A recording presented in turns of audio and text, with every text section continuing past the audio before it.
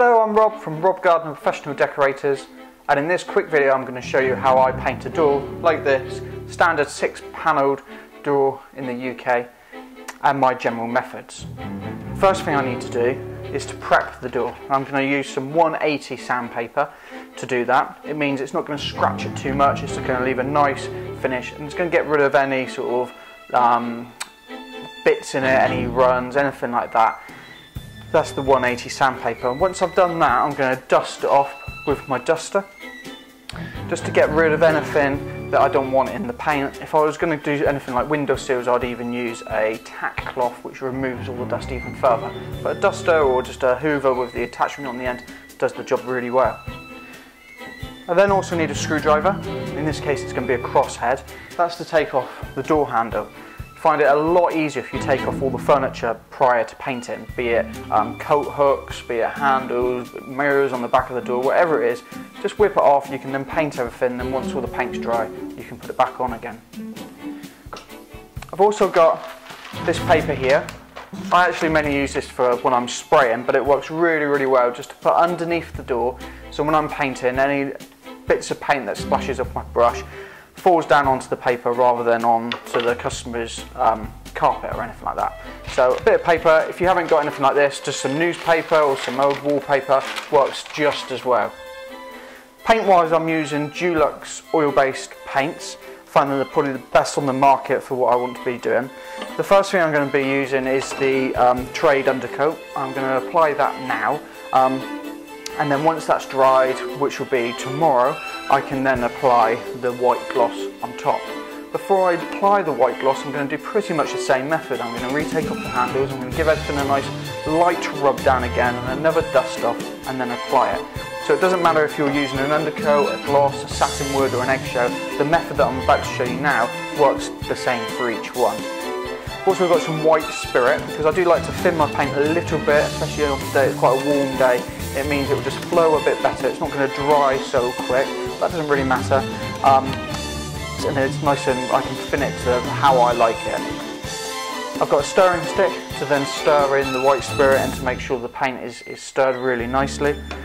I've got this here, which is called a kettle, which I'm going to put the paint into. The advantages of using a kettle is if you do accidentally knock it, you're only then knocking over a small amount of paint rather than a big tin, and then if you do get any like muck or anything in your paint, you can discard of that little bit of paint a lot easier than you would need to a whole tin. So always use a kettle where you can. And then I'm using a 2-inch brush. This is a Purdy. I find Purdy brush is probably one of the best on the market. It doesn't leave any hairs or anything like that you would with a normal DIY brush, so do invest in a really good brush, and a 2-inch is probably best for this sorts of doors. So that's all my equipment. I have already actually rubbed down the door and I have already dusted it off. So I'm just going to move the camera and then I'll show you my actual painting method.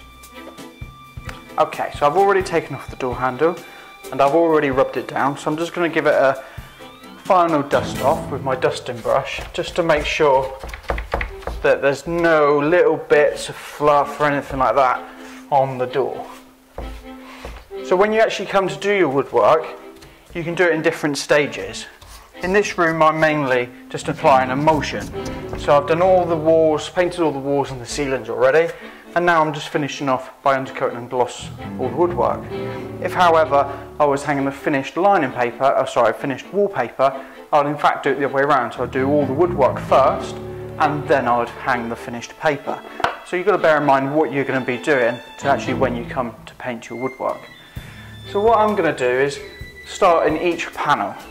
So I'm going to do this one and this one, then this one and this one, and then rather than going down and doing the last two, I'm going to stay on my feet and bring in the middle section. So I'll bring in this middle section, then this middle section, then this one, and then the two sides.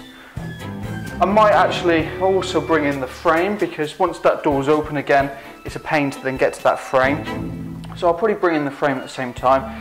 And then once all this top half has been undercoated, I'll then go on down and do the second lower half. You've got to be fairly quick to do it this method, but it should only take sort of 10 to 15 minutes per door anyway.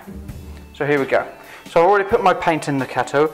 I'm just putting my brush in and dabbing it on each side of the kettle, and then just applying it nice and evenly around the edges of this first boxing in section first. Now it doesn't matter if you go onto this bit, for example, because you're going to be doing it quite quick, hopefully. It's not going to dry or anything like that. I know some people do like to take their time over a door and sort of do each section really neatly, but to be honest, by the time you've then laid it off, as I'm doing, that's fine. So I'm going to continue the same method all the way down, and it's really important that you finish your last strokes in the direction that you want, because that's how it will dry. And even though you're going to give it a light rub down in between coats, you are still, to a degree, going to see those brush marks. Making sure that you're getting the corners properly. And again, I'm just laying it off in the direction that I want the paint to actually flow. So what I mean by that is, don't just leave it going down like so, because then when that dries, you're going to see all the brush marks all in different directions. It's not going to look very professional. So once you've laid it off, then just get your brush and sort of flow in the same direction. You want to try and do it so that as you come on up, you're then flicking the brush out, and likewise when you're coming back down. So you're not having just big start and stop marks in your paintwork. You're in fact going to have a nice even flow throughout your door. So like I say, I'm going to do the rest of the panels. I'm going to stop talking and speed it up a little bit, and you can see me continue the rest.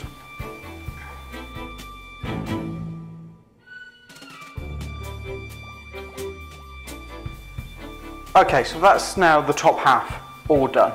So after I've done the full panels, I then came down the sections as I said I was going to, and I've just laid it off in the same direction as I always do, making sure that those lines are all nice and neat, just in case you do see them. So once I've done the top half, I can then come on down, and I can do exactly the same method on the lower half. And remember, I've got that nice paper down, so that when I do come down to do the lower part of the door, I can go and paint the paper and it's not going to matter. So here we go.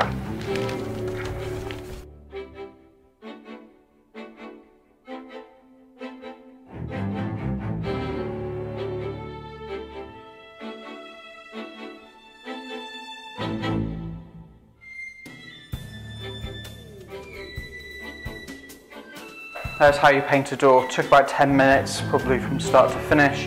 15 if you allowed the prep work first and taking off the handles and stuff. That's going to now dry overnight, and then tomorrow morning when I come back in, I'm going to rub it down lightly again and then apply the gloss.